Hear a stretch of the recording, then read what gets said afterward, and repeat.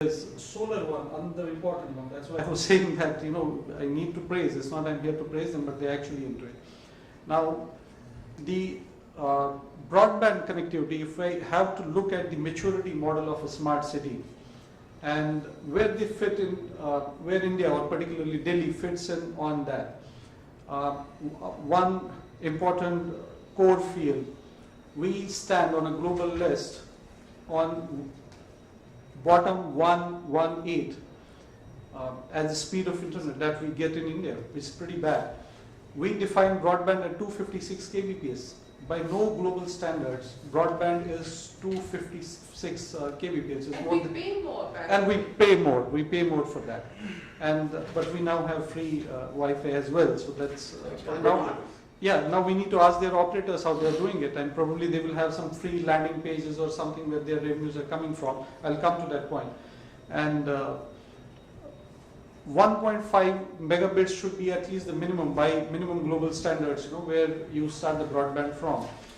Then, if we look at in terms of the usage behavior in India, and for some reason the government hasn't looked into it in the past, we have 251 million internet users.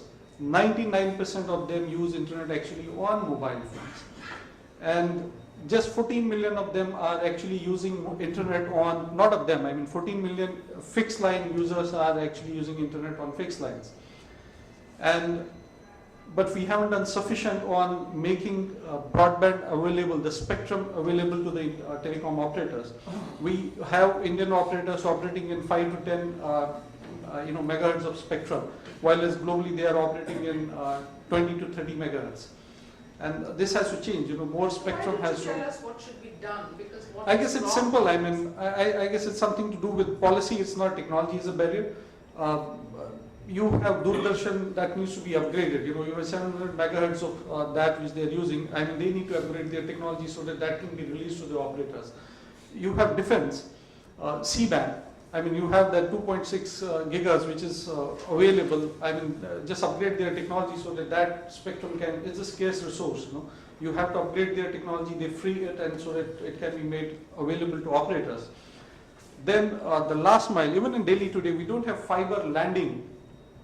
At your, suppose I live in Dwarka and it doesn't have, I have telephone exchanges across the road, but I don't have fiber coming to my doorsteps.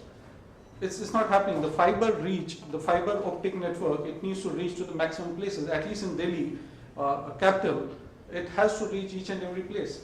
And from there you can have them further wireless. And when our landline goes out of order, then your internet will stop, which should not happen. Which should not happen, correct. And these are certain things. I mean, government is a policy related, but just make spectrum available, just allow trading of, you have certain operators who have taken the spectrum, but they are not using it. One or two examples of things which are working really well anywhere in our country, or Singapore for that matter, which people would be able to say, yes, it can be done in India, it can be done in Delhi. Yes, it can be. I just said the example, what is making it work in free wireless the broadband. The broadband, yeah, you can extend the because CP for that matter has fiber, I guess, at most of the places. So operators would be actually extending, whoever is providing the wireless is actually taking their wireless CP to the fiber. has tunneling available, so they used that. But Delhi doesn't have tunneling. No, converted we did. No, it was just a difficulty in CP that's why it took so much, that's why it took so long. We would have been on with it sometime in June.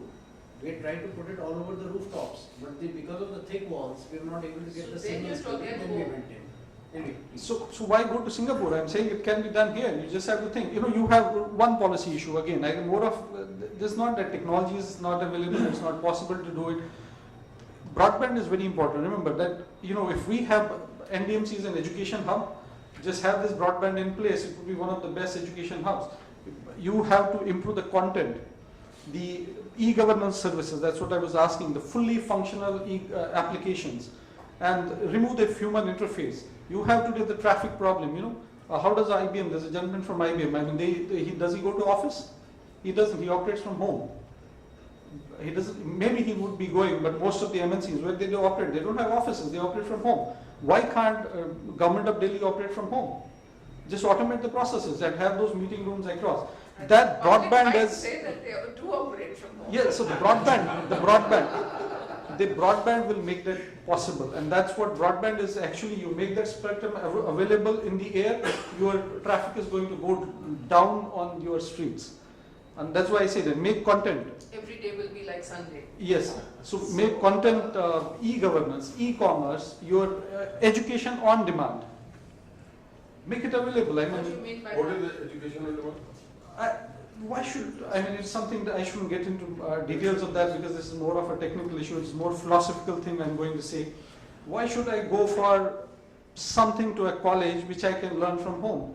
I mean, record the tutors, best of the lecturers, or best experience people across the world, record it and make it available to everyone. Why should he go to Harvard or go to somewhere else to learn that? I mean, well, go there for networking, but I mean, education can be made available to everyone. And just record it. Whatever we're doing right now is going to be education made as education available to everyone, right? So just record these sessions, the best professors, and make it available to everyone. Now, how will you have today's internet connectivity? Just buffer it up, so it doesn't